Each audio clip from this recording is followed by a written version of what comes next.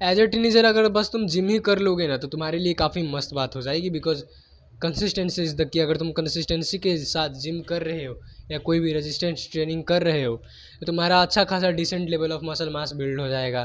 ठीक है, तुम काफ़ी स्ट्रॉन्गर बन जाओगे, तुम्हारा बॉडी का जो शेप है वो बेटर हो जाएगा, तुम्हारी सेक्सुअल वैल्यू मार्केट बढ़ जाएगी, तुम ज़्यादा अपीलिंग बनोगे, तुम्हें लड़कियाँ ज़्यादा भाव देंगे, लड़के ज़्यादा रिस्पेक्ट देंगे, तुम ज़्यादा पावरफुल, तुम ऑटोमेटिक ही फील करोगे कि तुम काफ़ी तगड़े फील कर रहे हो। बट बस एक रेजिस्टेंस ट्रेनिंग ही करने से तुम्हें इतनी सारी फ़ायदे मिल रहे हैं, तो तुम्हें दिमाग में आता है कि अगर मैं कुछ और भी इसके अलावा कर सकता हूँ जो मुझे और भी बेटर बना दे, तो हाँ, तुम बहुत सारी चीज़ें ऐसी चीज़ कर सकते हो जो तुम्हें जिम से भी बेटर रिजल्ट दे देंगे या जिम के लेवल के ही रिजल्ट दे देंगे। तो मैं सबसे पहला चीज़ उसमें रखूँगा स्पोर्ट्स। स्पोर्ट्स में मैं कोई आयरू गैरू स्पोर्ट्स का नाम नहीं लेने वाला हूँ, मैं तुम्हें कुछ चुनिंदा स्पोर्ट्स गिन के बताता हूँ। फुटबॉल एंड बास्केटबॉल, ये दोनों स्पोर्ट्स काफ़ी तगड़े स्पोर्ट्स हैं, हद पार तगड़े स्पोर्ट्स। अगर तुम बस बस मैं बास्केटबॉल की बात कर रहा हूँ, अगर तुम बस बास्केटबॉल ही खेल लोगे ना तो तुम्हें जिम करने की कोई ज़रूरत नहीं है। फुल राउंड अगर खेल लोगे 40 मिनट का, तुम्हें जिम करने की कोई भी ज़रूरत नहीं है, ये मैं कह सकता हूँ। बिना जिम का भी तुम्हारा अच्छा खासा फिजिकल एक्टिविटी हो जाएगा, जिससे तुम्हारी स्टैमिना, स्पीड, पावर, मसल ये ऑटोमेटिक ही बन जाएंगे।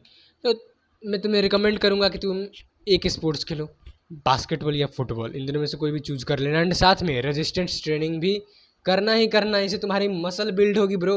मसल एक बहुत लग्जरियस एंड एक्सपेंसिव थी चीज़ है, इससे तुम्हारा जो बॉडी का शेप है वो बेटर होगा, इससे तुम रियल में स्ट्रॉन्ग बनोगे काफ़ी तगड़े लेवल के। ठीक है, तो ये करो ही करो। सेकंड चीज़ मैं कहूँगा स्प्रिंटिंग। स्प्रिंटिंग भाई काफ़ी मस्त चीज़ है, तुम्हारी स्पीड को काफ़ी ज़्यादा बढ़ा देती है, तुम्हें लेग्स की मसल को ट्रेन नहीं करनी पड़ती। एक और इसका फ़ायदा, तो स्प्रिंटिंग करो फुल स्पीड में। मैं कहूँगा 50 से 100 मीटर की स्प्रिंट मारो, या बेस्ट रहेगा 75 मीटर की तुम स्प्रिंट मारो एक बार में, 3-4 सेट लगा लेना। हफ्ते में 1-2 बार कर लोगे मोर देन इनफ रहेगा। एंड हफ्ते में 1-2 बार बास्केटबॉल खेल रहे हो, हफ्ते में 1-2 बार जिम वगैरह भी कर रहे हो, काफ़ी मस्त। एंड डेली की तुम्हें वॉकिंग करनी, वॉकिंग कितने, मिनिमम 5000 कदम, या तुम्हें अच्छे से बेनिफिट्स चाहिए तो मिनिमम तुम्हें 7000 कदम चलना है, इसे तुम्हें वॉकिंग के सारे बेनिफिट्स मिल जाएंगे। बट अगर तुम 10,000 15,000 चलोगे वो और भी ज़्यादा बेनिफिट देंगे। किस हिसाब से, ज़्यादा कैलोरी बर्न होगी तुम्हारी, उसके अलावा कोई बेनिफिट्स नहीं मिलेगा। जो तुम्हारे फिजिकल बेनिफिट्स होते हैं कि तुम्हारा इसका स्पाइन डिकम्प्रेस होगा, ब्लड फ्लो बढ़ेगा, मूड अच्छा रहेगा, तुम्हारा जो ह्यूमन का गोल ही था वॉक करना वो पूरा होगा। एंड बहुत सारे अदर स्टफ्स जो इससे बोरिंग आइडिया तुम्हारे दिमाग में आते, मतलब ये तो बाद में भी आएंगे, बट जो मैंने चीज़ें इससे पहले बताई वो 7000 कदम तक तुम्हें मिल जाते हैं physical advantage, not just a calorie burn. ठीक है, तो तुम्हें ये करना है। तुमने स्पोर्ट्स खेल लिया, तुमने स्प्रिंटिंग मार लिया, तुमने बहुत सारी चीज़ें कर ली, अब तुम और क्या कर सकते हो फिजिकल एक्टिविटी में। देखो, मैं तुम्हें एक अपना चीज़ रिकमेंड करूँ, आर्म रेसलिंग करो भाई। काफ़ी ज़्यादा मज़ा आता है आर्म रेसलिंग करने में, तुम अपने क्लास के सारे बंदों से पंजा लड़ा सकते हो, बहुत ज़्यादा मज़ा आता है। अगेन मैं कह रहा हूँ काफ़ी ज़्यादा मज़ा आता है, मैंने लड़ा के देखे हैं। जब तुम धीरे धीरे क्लास के सारे बंदों को डिफीट करते चले जाओगे ना पंजे में, आप आर्म रेसलिंग में, तुम्हें भयंकर ही मज़ा आएगा, तुम्हें नशा चढ़ जाएगा इसका।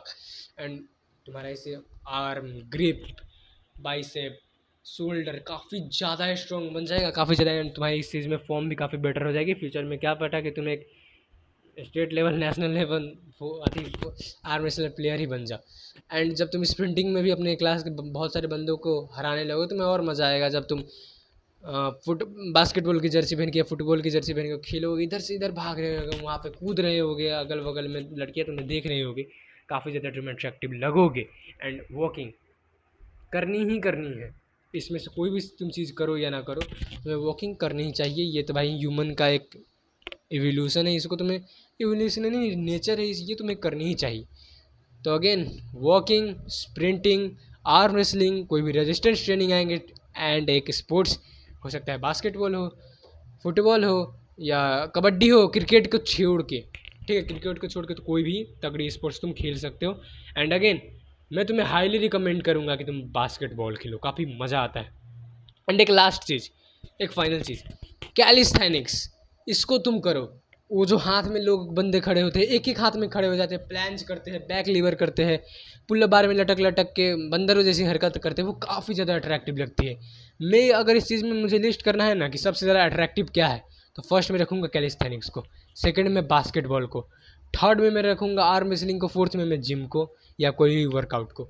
उसके बाद मैं लास्ट में रखूँगा वॉकिंग को। अगर अट्रैक्टिवनेस वाइज कही जाए तो कैलिस्थेनिक्स से काफ़ी ज़्यादा अट्रैक्टिव स्पोर्ट्स है। तुम्हें फिजिकल बैलेंस, स्टेबिलिटी, तुम्हें अपने बॉडी को कंट्रोल कैसे करना है, तुम्हें क्या कहते हैं एंड्योरेंस, स्टैमिना, पावर, ये सारी चीज़ें बिल्ड कैसे करनी है, बैलेंस, कोऑर्डिनेशन, सारी चीज़ें ये तुम्हें सिखा देगा। ठीक है, काफ़ी तगड़े तुम्हें एथलेटिक बंदे बन चुके होगे, जैसे कैलिस्थेनिक्स आते हैं, हाथ में खड़ा होने आता है, सारे स्पोर्ट्स को वो खेल लेता है, वो पंजा भी लड़ा लेता है, काफ़ी स्ट्रॉन्ग है, काफ़ी स्पीड है उसमें, काफ़ी फास्ट है, सबको रेस में हरा देता है, स्प्रिंटिंग में भी तगड़ा, काफ़ी तुम्हारा मस्त फिजिकल डेवलपमेंट होगा। तो तुम ये सारी चीज़ें करो ही करो एज अ टीनेजर।